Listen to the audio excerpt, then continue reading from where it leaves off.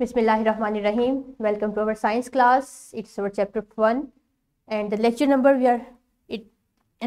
is 7. It's about classification of animals. Animals, as you know, is the fifth kingdom from five kingdom system. In previous lecture, we have completed the classification of flowering plants. Now we'll see what are animals and how can we classify them into different categories. The SLO that will be achieved through this lecture is differentiate between vertebrates and invertebrates based on their characteristics, and along with these we will introduce you to the different classes of vertebrates, fish, amphibians, reptiles, birds and mammals on the basis of their characteristics. यानी हम आज के इस lecture में दो SLO achieve करेंगे. एक तो हम क्लासीफाई करेंगे एनिमल्स को वर्टिब्रेट्स और इनवर्टिब्रेट्स में, और दूसरा हम वर्टिब्रेट्स की फर्दर क्लासिफिकेशन करेंगे. लेकिन इसे जस्ट हम एज ए इंट्रोडक्शन ही देखेंगे कि वर्टिब्रेट्स में फर्दर कौन कौन सी क्लासेस मौजूद होती हैं. क्या वाकई ही एनिमल्स की क्लासेस, एनिमल्स की डिफरेंट टाइप्स एग्जिस्ट करती हैं? कुरान मजीद हमें इस बारे में रहनुमाई देता है. सूरह नूर की वर्स नंबर 45 है, Allah has created every living creature from water. जितनी भी जानदार चीज़ें हैं वो सब पानी से पैदा की गई हैं. And of them are those that move on their bellies. और इनमें से कुछ ऐसी जानदार चीज़ें हैं जो अपनी बेलीज पे मूव करती हैं, पेट के बल चलती हैं. And of them are those that walk on two legs. और कुछ ऐसी हैं जो दो टांगों की मदद से चलती हैं. क्या आप उनको आइडेंटिफाई कर सकते हैं कि कौन से जानवर अपनी बेलीज पे चलते हैं? Yes, these are snakes and lizards and alligators. और दो टांगों पे चलने वाले कौन से हैं? आप खुद भी दो टांगों पे ही तो चलते हैं, humans. And of them are those that walk on four. और चार टांगों पे चलने वाले कौन से हैं? cow, goat, कैमल और बहुत से. अल्लाह क्रिएट्स व्हाट ही विल्स. अल्लाह ताला जो चाहते हैं वो पैदा फरमाते हैं. Indeed Allah is over all things competent. बेशक अल्लाह ताला हर चीज़ पर कादिर है. तो यहाँ पे आपने देखा कि अल्लाह ताला ने भी जानवरों की मुख्तलिफ किस्में बताई हैं उनके मोड ऑफ मूवमेंट की बुनियाद पे. कुछ जानवरों का मोड ऑफ मूवमेंट ये है कि वो अपने बेलीज पे चलते हैं, कुछ दो टांगों पे चलते हैं और कुछ चार टांगों पे चलते हैं. सो यहाँ से हमें पता चलता है कि ये तमाम जानवर एक जैसे नहीं है, बल्कि इनकी मुख्तलिफ किस्में मौजूद हैं. अब उनमें से कुछ किस्मों के बारे में हम आज पढ़ेंगे. पहले भी आपने एनिमल्स को क्लासीफाई किया है ग्रेड 4 में. रिवाइज करते हैं. क्या आप बता सकते हैं कि इनमें से ये जानवर एक दूसरे से किस तरह मुख्तलिफ हैं? क्या आप इन्हें क्लासीफाई कर सकते हैं इनवर्टिब्रेट्स में और वर्टिब्रेट्स में? जी हाँ, आपने बिल्कुल ठीक फरमाया कि ant is invertebrate whereas horse is a vertebrate. But why ant is not a vertebrate? Because ant do not have vertebral column. It is the basic difference between ant and horse. Ant do not possess vertebral column, whereas horse have it. और हम आज इन्हीं दोनों चीज़ों के बारे में पढ़ेंगे, इन्हीं दोनों एनिमल्स के टाइप्स के बारे में पढ़ेंगे, यानी वर्टिब्रेट्स और इनवर्टिब्रेट्स के बारे में. अपनी बुक पे देखिए topic 1.4.1. Vertebrates are the animals which possess backbone inside their bodies. It is the basic difference between the both groups. The main groups include fish, amphibians, reptiles, birds and mammals. And it is the second part of our lecture, classification of vertebrates.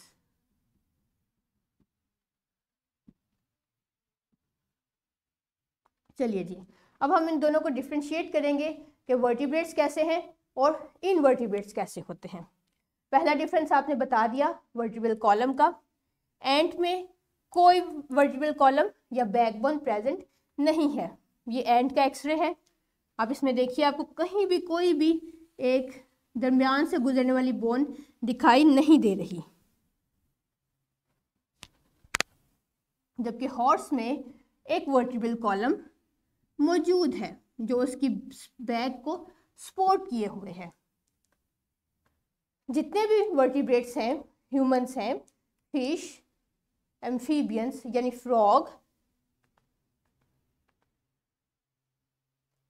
Snake, birds, mammals, इन तमाम में vertebral column यानी backbone मौजूद होती है।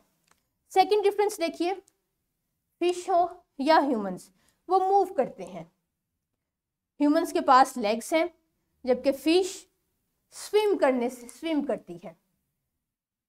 ये इनका mode of movement है। Fish के पास मूव करने के लिए उसकी बॉडी और उसके फिन्स हैं।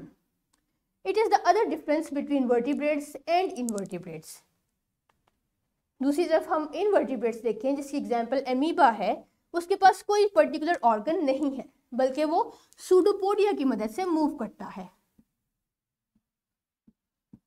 अब सूडोपोडिया क्या है, ये हम पढ़ चुके हैं जब आपने क्लासिफिकेशन पढ़ी थी कि सूडोपोडिया में एक्चुअली एक बल्ज है जिसमें पूरा मैस बॉडी का एक तरफ शिफ्ट हो जाता है और जिस तरफ वेट हैवी हो जाए ऑर्गेनिज्म उस तरफ मूव करने लगता है। इसी तरह ये एक और एग्जांपल, एक और मूवमेंट है अमीबा की। इसी तरह कुछ इनवर्टिब्रेट्स टांगों की मदद से मूव करते हैं, जैसा कि कॉकरोच है, लेकिन इनकी लेग्स जॉइंटेड होती हैं।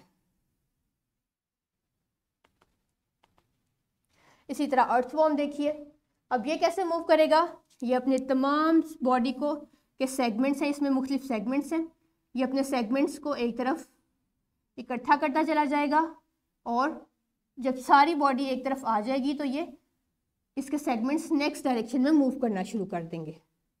सो कुछ ऑर्गेनिजम्स, कुछ इनवर्टिब्रेट्स अपनी बॉडी की मूवमेंट से मूव करते हैं। ये डिफरेंस है, ये सेकंड डिफरेंस है बिटवीन वर्टिब्रेट्स एंड इनवर्टिब्रेट्स। आप इसे अपनी नोटबुक में नोट डाउन भी कर सकते हैं। अदर डिफरेंस, थर्ड डिफरेंस क्या है, ये देखिए, ये एक ह्यूमन का स्केलेटन है आपके सामने। इस skeleton bones, skeletons means bones, humans में स्केलेटन्स का मतलब है बोनी स्ट्रक्चर या बोनी फ्रेमवर्क। इस स्केलेटन के ऊपर सारे मसल्स प्रेजेंट हैं, जबकि दूसरी तरफ देखिए, ये एक इंसेक्ट है, ये इसका स्केलेटन है जो कि अंदर नहीं बल्कि इसके बाहर की जानिब प्रेजेंट है। जो स्केलेटन ऑर्गेनिज्म के बाहर की जानिब प्रेजेंट है, बॉडी के आउटसाइड प्रेजेंट है, उसे एक्सोस्केलेटन कहते हैं, जबकि वो स्केलेटन जो इनसाइड द बॉडी प्रेजेंट है उसे एंडोस्केलेटन कहते हैं। यहाँ पे वो चीज स्केलेटन है जो बॉडी को सपोर्ट कर रही है। ह्यूमंस में या वर्टिब्रेट्स में एंडोस्केलेटन है, वो बॉडी को के अंदर प्रेजेंट है, और इंसेक्ट्स में या इनवर्टिब्रेट्स में एक्सोस्केलेटन प्रेजेंट है। इंसेक्ट्स के ऊपर खास तौर पे एक आउटर स्ट्रॉन्ग कवरिंग मौजूद होती है जो उसकी पूरी बॉडी को सपोर्ट करती है, और वक्तन फवक्तन ये अपनी बॉडी को उतार देता है ताकि उसकी बॉडी ग्रो कर सके। It is the third difference between mono invertebrates and vertebrates, type of skeleton.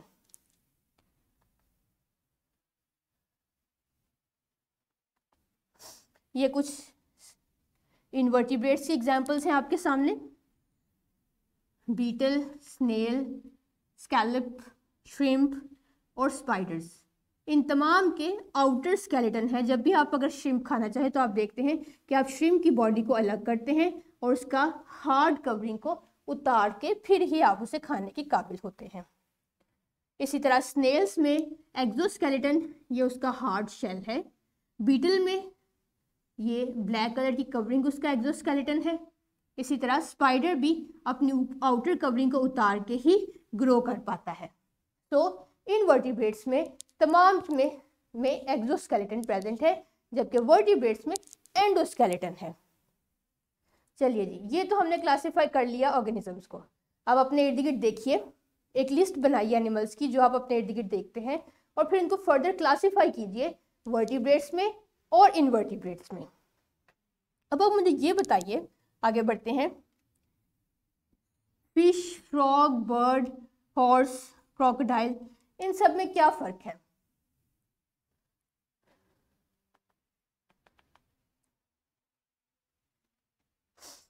ठीक है, इनमें साइज का फ़र्क हो सकता है, कलर का फ़र्क हो सकता है, इसके अलावा क्या फ़र्क है इन सब में?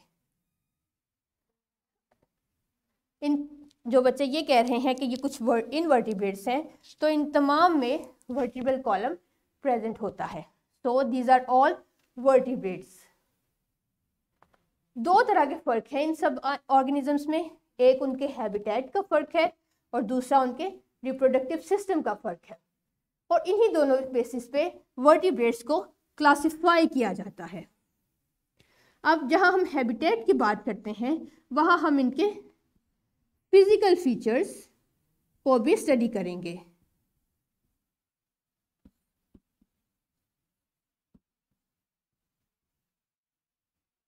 इनकी एडेप्टेशंस को देखेंगे कि किस तरह के हैबिटेट में किस तरह की एडेप्टेशंस रिक्वायर्ड हैं।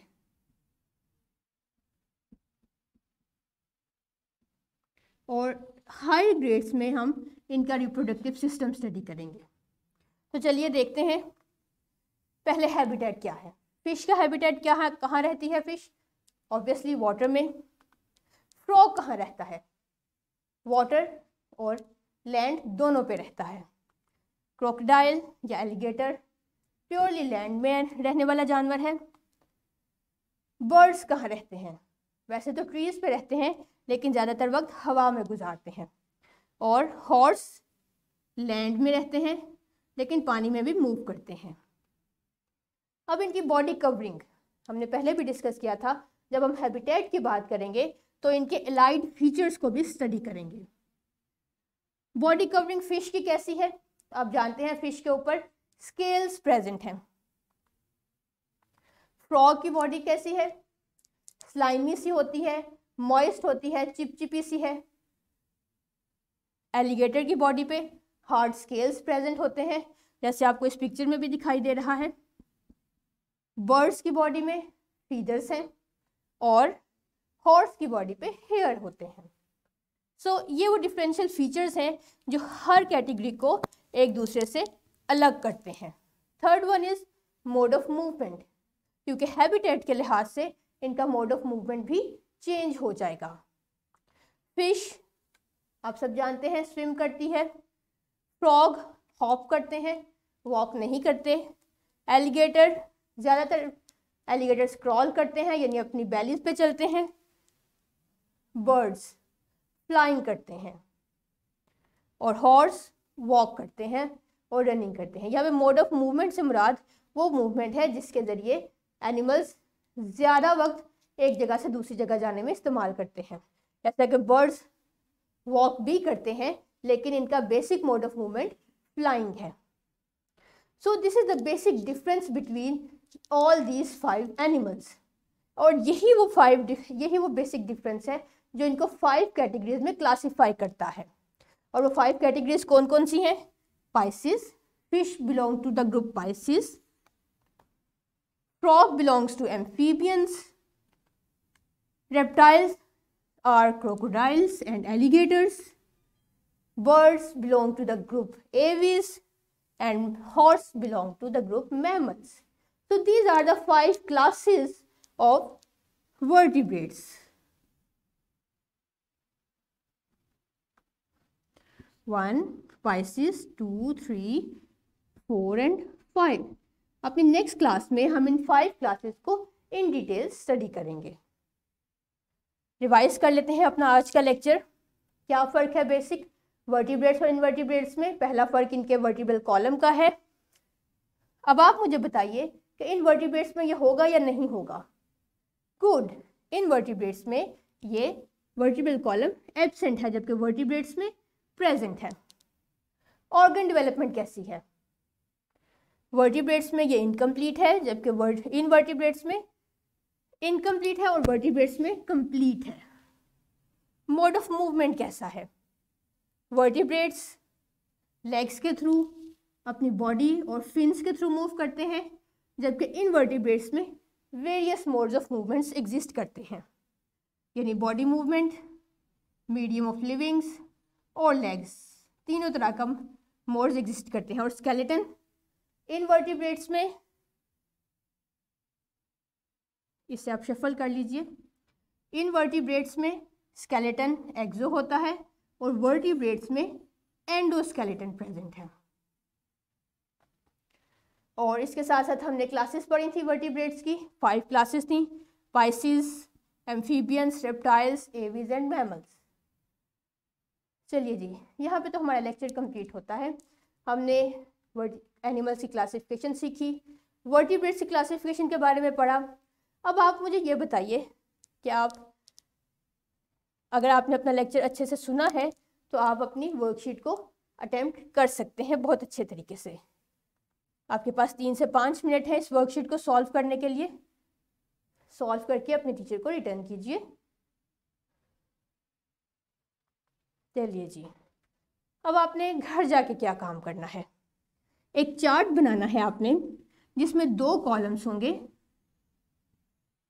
एक में आप लिखेंगे इनवर्टिब्रेट्स और दूसरे में वर्टिब्रेट्स।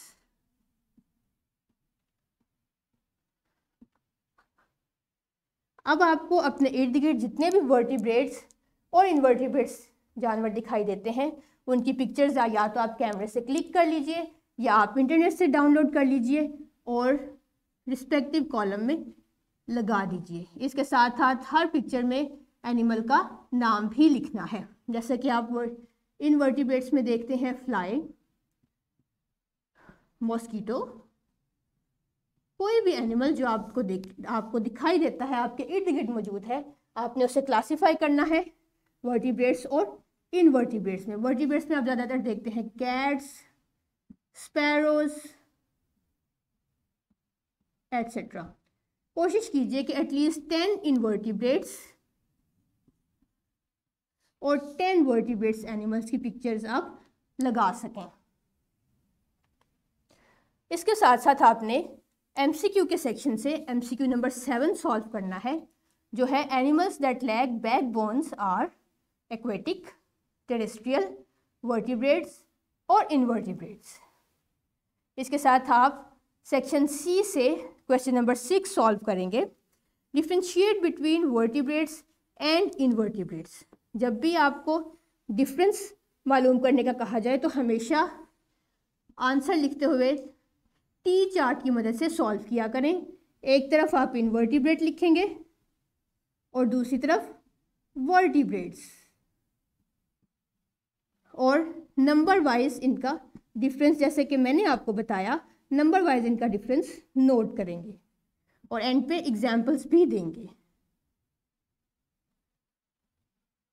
तो इस तरह से आप अपने होमवर्क को बेहतर तरीके से सॉल्व कर सकते हैं।